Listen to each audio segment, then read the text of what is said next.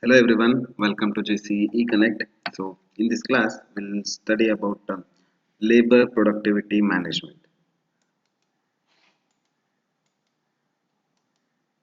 So labor productivity management, that here the labor is defined as a task that requires the exertion of both body as well as the mind.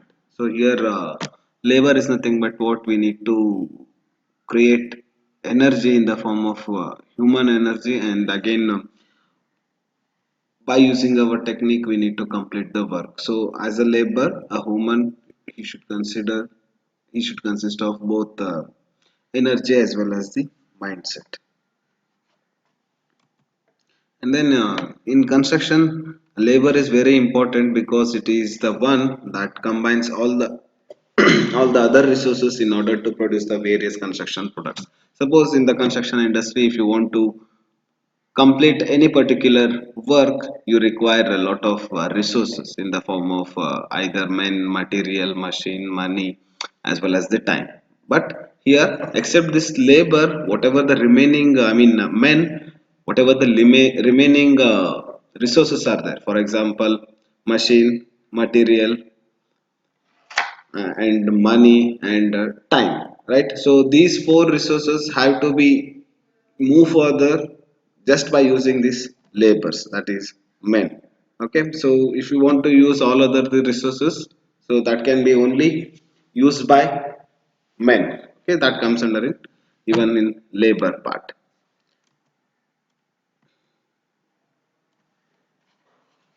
And then here in further part, in construction, and particularly from a contractor's point of view, labor is the one type of resource that is most susceptible to improve, since the material costs are generally fixed by the consultants through the specifications as well as the profits, and they are largely controlled by the competition of in and around the society. And here any construction resource that control and manage, that must therefore in the emphasis form of the labor. Okay, and then moving on to the next part, here we'll study now the factors affecting labor productivity management. Okay, so several factors that is going to affect labor productivity management. The first one is unfair wages, and followed by recruitment of unskilled personnel, and then poor communication, negative influencing factors, followed by lack of motivation, lack of training, and lack of investment in research and development. So these are the certain factors that is going to affect the entire labor productivity management. So now we'll study one by one now. So this is unfair wages. So basically more than 90% of the workers, they are identified as the one of the major labor shortcoming. So you can see in many construction areas, you will be listening to the contractor's voice. So we are ready to pay the money, then also we are not getting any labors, and also because of labors, all works have been stopped. So we are not getting the proper labors. They will come for few days and they will skip for next further days. So these are the usual words you can hear in the construction site. So that is because of what? That unfair wages. So here labor is the most prominent part of the resource which should be used in the construction site, because when you will be having all other resources, but if you don't know to, and if you don't have to use that one by using the labors, then what is the use of getting that remaining resources? So here we can say it as the major labor shortcoming. The main reason for this is that there is a lot of unemployment, and those who demand the legal wages are simply chased away, and there are other employees, they are waiting to immediately take their places. Here you can see in the construction site, these particular laborers will be having less educational knowledge, so that if they want to demand the further wages, I mean the higher increment wages, so easily the other persons will come and occupy their places. So that is one factor, it can get influence with respect to labor productivity management. And here it is interesting to note that none of the contractors considered the unfair wages to be a shortcoming of labor management. So, hence, it is necessary to pay the different rates of wages for different scheduled labors. For example, when some people will do the overtime part, so they will be getting the extra wages, I mean the extra paid salaries that is given by the contractor. Similarly, for whatever we have studied the different classes of labors, right, tile fixers, mason, so everyone will be having a different wages, different depends upon their specialization as well as the basic techniques. Okay, so here also it is same, so contractors they won't club all labors are one and they need to distribute the wages equally to each and every labor. So depends upon their technique, depends upon their knowledge and availability, they are going to fix the wages for the labors.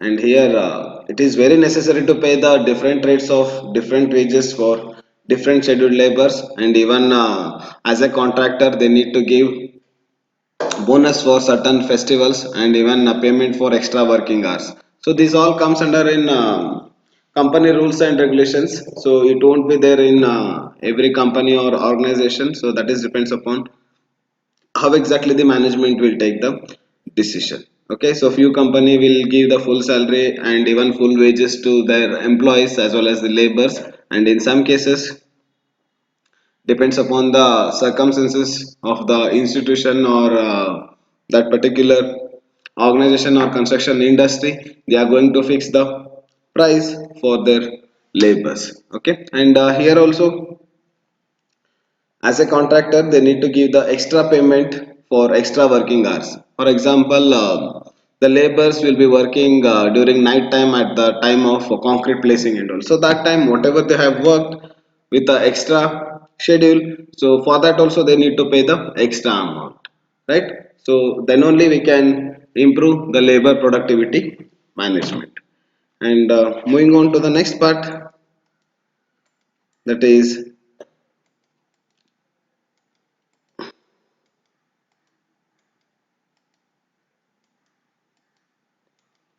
next here, recruitment of unskilled personnel. So here, workers they need to believe that the contractors they should know that they are doing, that is they are able to give the directions in tasks at the hand. So here, how they are going to recruit? I mean, how they are going to choose as a labor part? They are going to believe the contractors, so whatever it happens they are going to take care of us, whatever the work is there they are going to guide us that how exactly we need to conduct that, right? So here, so whatever the work can be done by the labor, so that is carried out by the direction of the contractor. Okay, and for labors, I mean, for labor to be at optimum efficiency and effectiveness, the personnel must have the right skills, training, and experience. So here, the labor they should get the maximum efficiency in the sense they should be having sound enough knowledge to carry out all the assigned work for them. Okay, so then only they can growth in the construction industry, and they will be having certain demand at their respective works. And here, contractors need to recruit the skilled and trained person to give the directions for the laborers and to know what the laborers are doing. So here we need to, as a contractor, they need to give a person just to guide for the laborers, because however, they are illiterate, I mean, they will be having less educational knowledge in their mind. So, initially, before starting any work, the trainer they should give the certain ideas as well as the guidance to the laborers so that easily they can carry out the work for further process. So, even we require skilled person just to train them that how exactly that work should be carried out, because here as a contractor you need to concentrate much even on time as well as the cost also. So if you start giving training to the laborers, again it's a waste of time. But if you really want to achieve the labor productivity management as well as the proper quality of the work, then before starting any work you need to give them standard or required guidance to the labor so that easily they can carry out the work.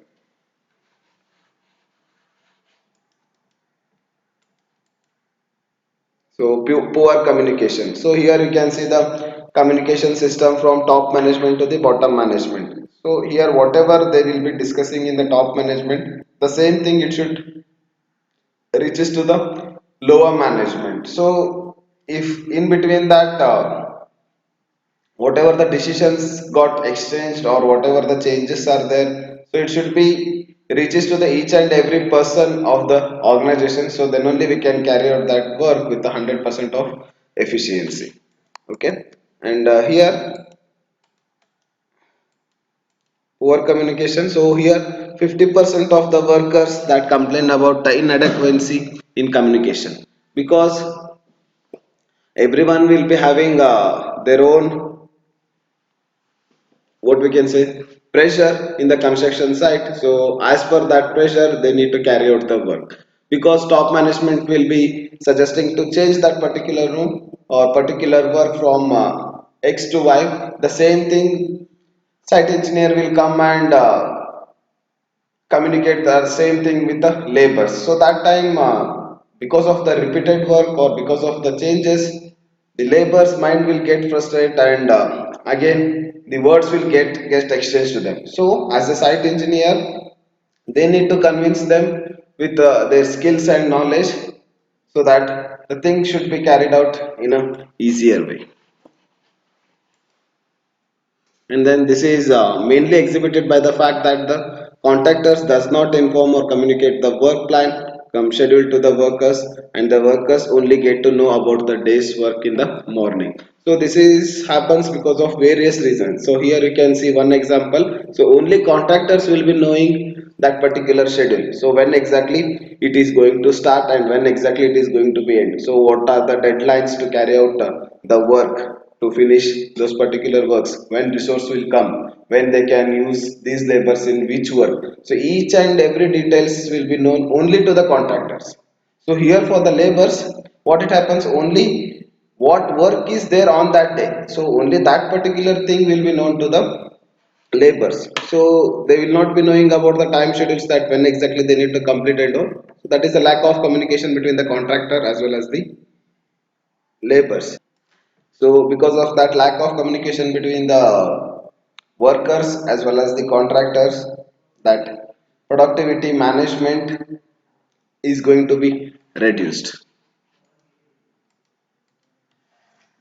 So here the workers do not get a chance to make any input into the work plan, and most of them feel that their contribution would improve the work. Suppose here you have seen the organizational structures. It starts from the top at the, I mean top management at the upper side, and bottom management at the lower management at the bottom side. Okay. So here whatever the suggestions are there, work procedures are there, even we need to consider the suggestions from the labors also. So but here what we will do, as per our own plan, being in a top management, they are going to consider their own plan and they are going to explain that one to the laborers. So sometimes it may feel difficult to the laborers to carry out that work. So even the laborers will feel that even they need to consider their input also in that project, so that whatever the necessary works are there, it can be easily completed by the laborers. Okay. And even they can improve that particular work. And here the research established that the main problem is that very few contractors have the requisite planning and scheduling skills. So here every contractor, what they are going to do, they will be having certain deadlines and they are going to finish that one within that particular given time. So what they are going to do, they won't plan from start to end. As per the availability of the resources, they are going to start the work and they are going to end the work. So that may leads in the what, reducing of the labor productivity management. So initially they need to plan well in advance with all the aspects such as time, schedule, and availability of the resources. And as per that proper sequence, they should carry out the work. So then only we can achieve the proper efficiency with 100% of labor productivity management. So in further part, the staffs to be effective and they must be clearly understand what requires to be done. That is, there must be clear communication. So here, suppose if you want to construct something or if you want to execute certain works, so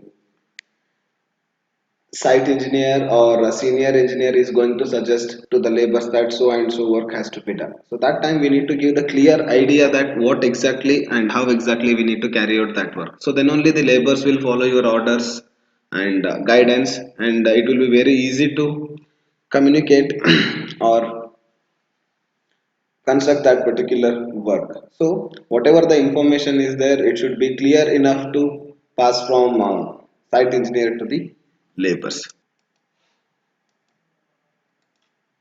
And the contractors need to inform the work plan or schedule and days work to the workers. Suppose contractors will be having certain plan that so and so work has to be done in these days.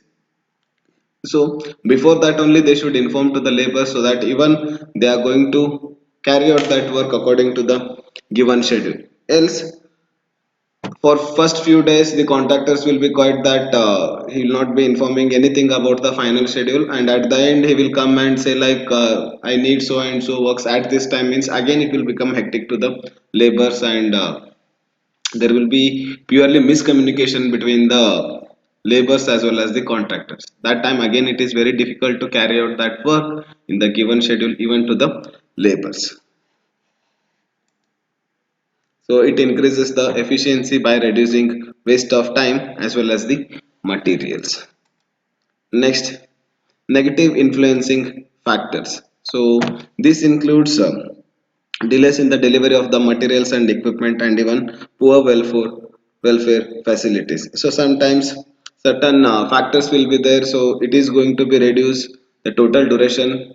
I mean the total, it is consuming lot of time in the total duration part. So it includes what delays in the delivery of the materials that comes under in purely the part of resources. So in some cases might be the chances of delivering the materials, it will become late because of poor communication or lack of funds available in the construction site or demands in the materials. That time it considered as the negative influencing factor. The negative factors reduces the productivity and effectiveness of the personnel. Suppose such factors like delivering of the materials and equipments have seen in the construction site, usually it is going to reduce the product of labor management. And more than 80% of the workers complained about this, and in some of the sites the effect of these factors were very clear, because in some cases the laborers they won't get material to start work on that, and in final days they will be giving some deadlines to carry out and finish that work. So it will become very difficult to the laborers when they will get the deadlines or the short of time to carry out the work. So again it is going to reduce and affect the productivity management of the labor. Example, in one site there were no toilet facilities for the workers, and whenever they need those the workers had to take about 15 minutes break to go to the nearest toilets. So that is comes under again what the basic facilities we should provide to the labor. So again here also we are going to save the time if we have provided the proper facilities like washrooms, bathrooms as well as the toilets and all. Lack of motivation. So here lack of most motivation. The most of the contractors that interview did not see lack of motivation as a management, because they argue that since more than 95% of their workers are hired on the casual terms, they should not accept any kind of motivations. So this one explain in the further class.